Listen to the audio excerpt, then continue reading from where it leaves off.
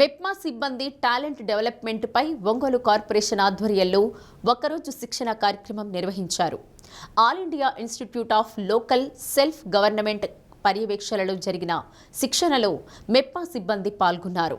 ఘన వ్యర్థాల నిర్వహణ పురపాలక సంఘంలో ఎంతో కీలకమైనదని మేయర్ గంగాడ సుజాత అన్నారు.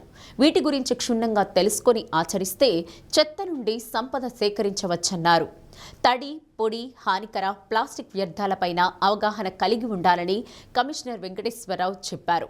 ప్లాస్టిక్ రహిత ఒంగోలు కోసం అందరూ కలిసి పనిచేయాలని విజ్ఞప్తి చేశారు. కార్యక్రమంలో MEPMA city mission manager Santosh Kumar, సిఓలు, ఆర్పీలు పాల్గొన్నారు.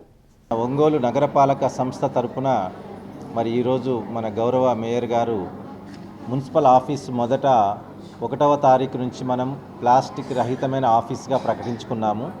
అందువల్ల మున్సిపల్ ఎంప్లాయీస్తో పాటు ఈ కార్యాలయానికి వచ్చే ప్రతి ఒక్కరు కూడా ఏది సింగిల్ యూజ్ ప్లాస్టిక్ని మనము ఆఫీస్లో నిషేధించాము. అందుకని జనవరి 1వ తారీఖు నుంచి మనము మున్సిపల్ ఆఫీస్లో ఎలాంటి ప్లాస్టిక్ని మనం ఉపయోగించామని చెప్పేసి ఈరోజు ప్రకటించుకోవడం జరిగింది.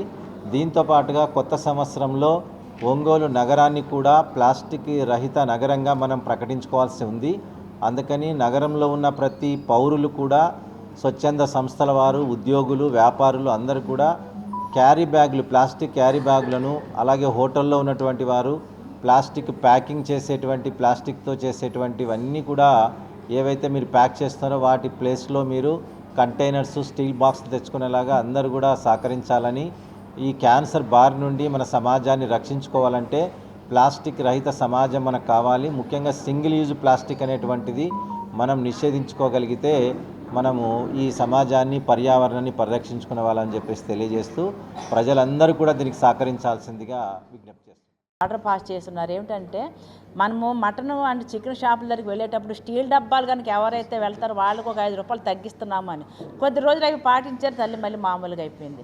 అంటే ఏదైనా సరే కొద్ది మనం 1-2 రోజులు, 1 నెలలో పాటించడం కాదు, మన లైఫ్ లాంగ్ కూడా దాన్ని గుర్తుపెట్టుకునే విధంగా కూడా మరి చర్యలు తీసుకోవాలని కోరుకుంటున్నాను.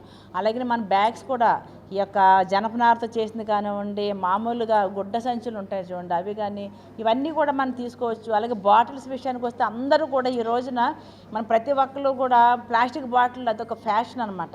ఎందుకంటే చాలా లైట్ వెయిట్ అని అనుకుంటున్నారు, కానీ తద్వారాగా ఆ బాటిల్ ఉండే వాటర్ వలన మనం కొన్ని సినిమాలు కూడా చూసాము. ప్లాస్టిక్ బాటిల్లో వరకు నీళ్ళు తాగినందువల్ల ఎన్ని రకాల జబ్బులు వస్తున్నాయి. ఆ కాసేపు భయపడతాము, తర్వాత కొద్ది రోజులు ఆలోచిస్తాము, తర్వాత మళ్ళీ మర్చిపోయి మామూలుగా అలవాటు పడిపోతున్నాము. కానీ అది ఎంత ప్రమాదకరమో సింగిల్ యూజ్ ప్లాస్టిక్లో మనం నీళ్ళు తాగడం వలన. కాబట్టి దాన్ని మనం అరికట్టాలంటే ఫస్ట్ మనం ఆ సింగిల్ యూజ్ ప్లాస్టిక్ ఉన్న బాటిల్స్ని కూడా మనం పూర్తిగా అరికట్టాలి. మనం దానికి బదులుగాను మనము స్టీల్ గ్లాసుల్లో కానివ్వండి, స్టీల్ బాటిల్స్ కానివ్వండి, గాజు బాటిల్స్ కానివ్వండి యూజ్ చేయమని చెప్పేసి మనం కనుక అందరము ఆలోచించినట్టు అందరం ఒక కంకణం కట్టుకున్నట్లయితే, ఒక దీక్షగా తీసుకుంటే ఒంగోలు మాత్రము ప్లాస్టిక్ రహిత ఒంగోలుగాను, అలాగే స్వచ్ఛాంధ్ర అంటే మనకు స్వర్ణాంధ్రలోని మన ఒంగోలు మొదటి స్థానంలో ఉండడానికి అవకాశం.